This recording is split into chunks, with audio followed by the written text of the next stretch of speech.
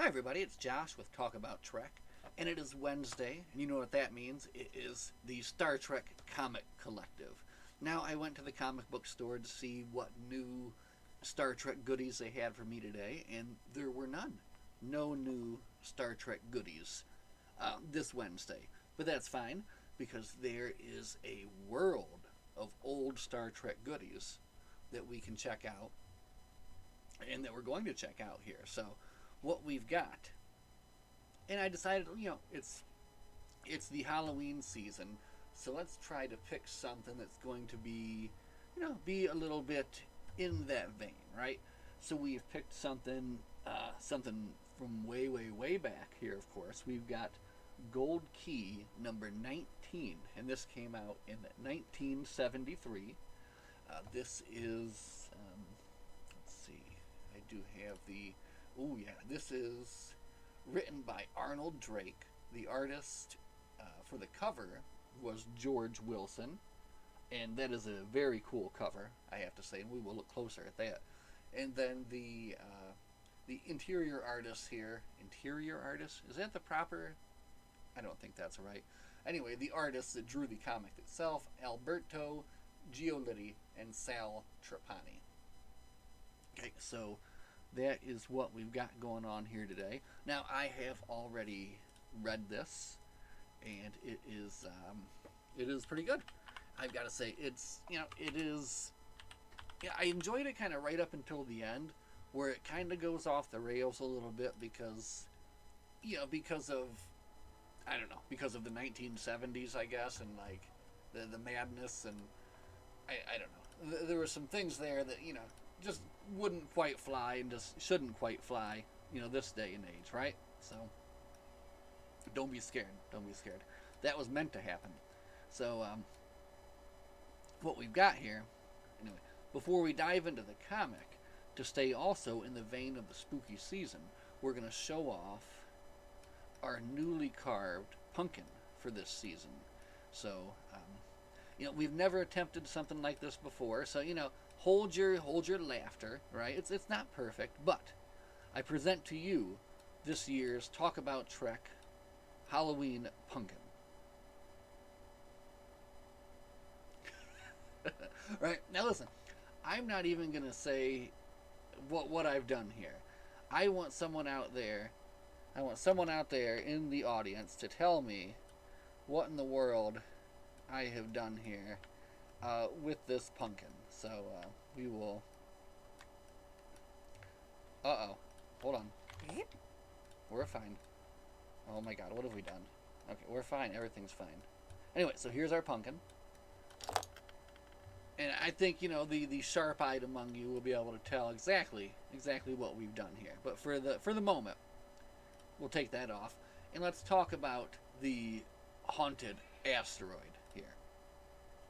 So, again, I've already read it, and I can't go through the whole thing with you right here, right now. But what we will do is go ahead and give it a good once-over. I want to show you guys some of the things that are really interesting about it, and we will start out with the cover, which is fantastic. So look, you have Spock, and he is wearing a red shirt, and we don't know why. This character here in this red shirt is Dr. Crisp, and she does have a skull. Look at all these skeletons down here. And I believe that's meant to be probably bones here, as they blast his three-headed whatever, turn back or die. So let's see what happens here. They kind of start out with an interesting little spot, kind of showing their, getting attacked by this ghost thing on this haunted asteroid. But then, it goes back to how the story actually starts here. And as you can see, they're getting debriefed by Dr. Crisp, who's telling the story of this Emperor Muro III and his bride-to-be Serena. And, they were known throughout their world. Unfortunately, she died. And he was so grief-stricken, he built this fantastic mausoleum for her, which was intended to be like their honeymoon garden, right? And for, 600 years, it stood with nobody has returned from it, except for this guy, This is the one guy that returned and was left totally mad by the experience. Can I sail my boat in the Mercury Fountain, Momsy? Will you save me from the nasty ghost? Alright, so it's, there's definitely something going on there, I would say. So let's go a little bit further here. Ooh! Disney Can Play characters are here? What? Only $1?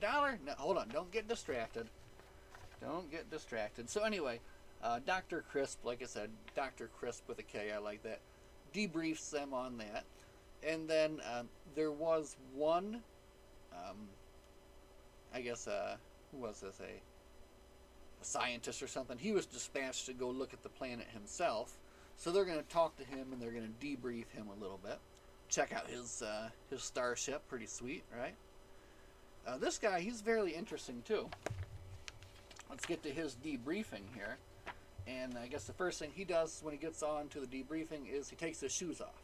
So here he is, he's got his shoes off, and he goes through the debriefing here. I like this one here, this frame right here too.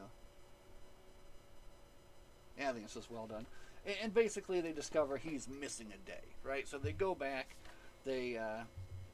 Dr. Crisp recommends that they do a psycho probe, right? You gotta do a psycho probe. They do that to find out that basically he got spooked over there too, right? He got spooked. Look at him. No more. Don't make me remember anymore. I can't stand it. So pretty bad. Whatever spooked him was pretty bad. So they decide they're going to have to beam down there themselves. They're taking Mr. Spock, Bones, Scotty, and Lieutenant Sulu. And Dr. Crisp is coming along as well, right? So they beam down to this, this mausoleum. And it, lots of beautiful images here to look at, but immediately attacked by some, what do they call these things? Harpies or whatever? A trio of harpies. And as soon as he blasts them, they go away. But they decide to set up camp. It was kind of weird, right? Why would you set up camp? Why not just go back to the Enterprise? But no, they set up camp. And of course, in the night, they lose Scotty and Bones. Scotty and Bones have vanished. So they decide then, well, let's split up some more. Dr. Crisp goes with, Kirk, of course. And they go and begin their search around to see. And they get a call from Spock and Sulu. Yep, Spock and Sulu. And this is what they say. Zombies, creatures like the Walking Dead, coming straight for us. And then hiss. Yeah! So, something is definitely going on. This is it, Dr. Crisp. I'm going in there. If I'm not back, then she's like, I'm going in with you. And when they go in, this is when they encounter this, ghost from the front cover, right? It's kind of a weird choice for the ghost, right? But, I think it's meant to be like the queen, the dead queen, right? That's what they were going for here. Got like a pair of scissors on her head. But anyway, she goes away.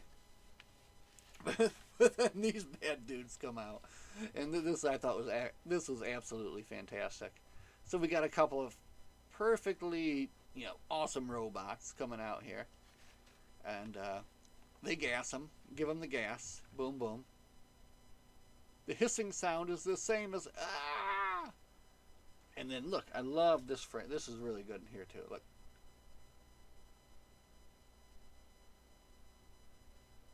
And so they carry them in, they drop them off somewhere.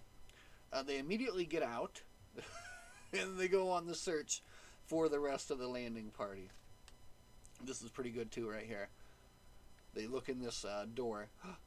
There must be 100 men or more in there. 319 to be precise, Doctor. That's how many men have vanished on Mylasa. And that's the end of part 1. And then from there, you can actually get over 100 free gifts. Pretty fantastic. I'd like 100 free gifts. And kids, your Roach designs are now available as iron-on transfers. Let me see if there's anything really, really good here. Oh man, some pretty good ones. Here's Popeye. Popeye's pretty sweet. We've got a vote. Absolutely vote. Budweiser, for you get that for your kids, right? Well, okay. Well, the 70s was a different time. But, some things I can agree with. Peace and, happiness, right? Now, we're on to part 2. And again, this is almost as good as the cover. This is excellent. This is excellent. So have a closer look, Alas, poor Horace. Got her down there. Like, what are they doing? They're examining these skulls, thinking, maybe we can figure something out by having a closer look at this skull here. I guess they are figuring something out. None of these bones are less than a century old, they say. So anyway, they decide, let's just start yelling. So, hello, hello, hello, Mr. Spock, where are you? We're over here, Captain. They find the door. Captain Kirk is equipped with a mini-bomb that he conceals in a hollowed uniform button. Check this thing out. Pops it out. Boom! Blasts the door open. Everybody's okay. We're doing all right. And then they kind of tell the story from there. Oh, from here, what do we got? 88 posters. Dude, those posters are sweet. And incense magic as well, alright? So anyway, they're looking for the secret tunnel. They find the secret tunnel. A whoosh, they go down. They call the elevator. They take the elevator down. They find the secret basement computer down here, right? And now the mystery is finally revealed. It turns out that the queen, the young queen, would-be queen, instead had some sort of disease that would make her live for centuries. So her husband, her king, built her this land to live in. And then he came after he got really old, and he died there. So she is to live there until she lives out this extraordinarily long life, right? But now she says, precisely, which is why I cannot let you leave, my Lazar, to tell the world. Hold it, you mean we are permanent prisoners? That's right, she's going to keep them there with the power of her robots. Now Scotty, he is not messing around with these robots. He initially tries a tackle. Does not go well, but he's not giving up. He is a freaking power lifter. Look at this, lifting a near half-ton of robot. And then throwing it, winging it by the arm against his compatriots. I mean, come on, Scotty, that's pretty fantastic. Man, we're going to come back to the fun tricks because we don't want to go away from this.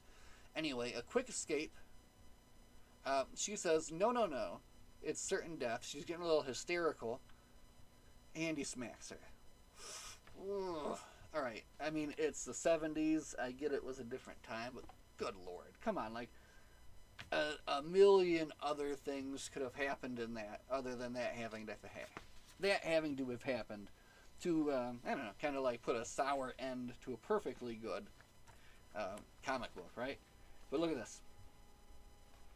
Fun tricks and free things. A 10-foot high balloon? Are you kidding me? Yeah, speed hypnosis. Alright, we're going to try that. And check this out. This is awesome.